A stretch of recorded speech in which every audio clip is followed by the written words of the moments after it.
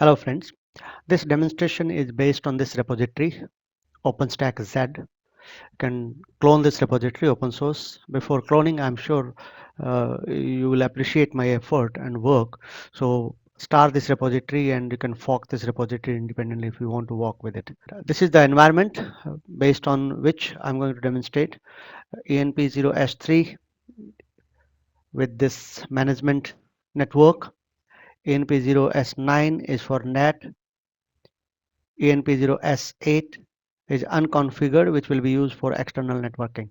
Let's connect using PuTTY. So let's log into our controller node 10.10.0.11 as stack user. So I don't want this message, welcome message and all that stuff. So what we should do is we should touch a file, touch.hush login. This will disable this message. When I reboot my system next time, this welcome message will not appear. So the scripts in this directory, home directory scripts Ubuntu, these are the scripts. In the last demonstration, we executed initialization script and then MySQL script, upgrade script, RabbitMQ and message queue. These are the scripts we executed in the last video because this is a prerequisite that you watch first setup, second execution of these, setting up the environment where you learned how to install Ubuntu, how to configure networking, setting up the host only adapter and all that. In the second, you watch these first 5 scripts. So today you will see step number 6, that is script number 6. So what is the script? That is Keystone.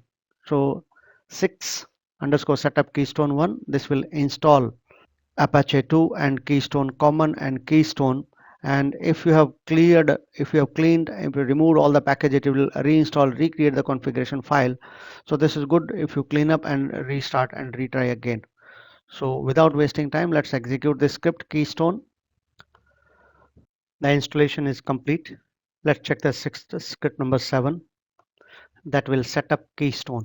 Installation of package was complete. That was done with the script number 6.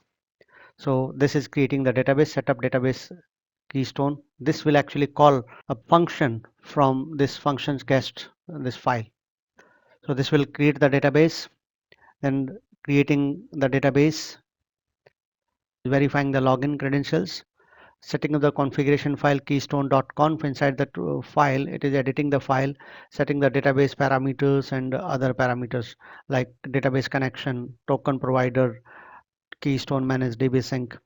Finally, and it is setting up the bootstrapping part also. It is doing the bootstrap. First, it will set up the environment variable and then verify token issue.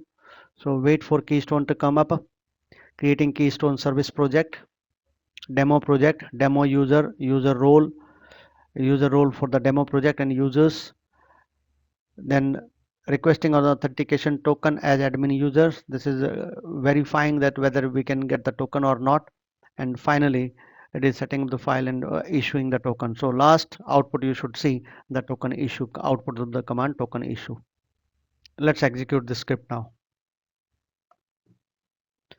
So this is setting up the database. You can see the output, creating database tables for the Keystone, initializing fornet key repositories, bootstrapping identity service, restarting Apache, synchronizing the state of Apache service with sys5, and then project creation, demo user, user role, and the token. Finally, you see the token issued. So that means Keystone is successfully configured. That was the demo. So this is an automated process using shell scripts to configure all the services. You can see the list of scripts here. So subscribe to the repository. Thanks for watching. Thank you.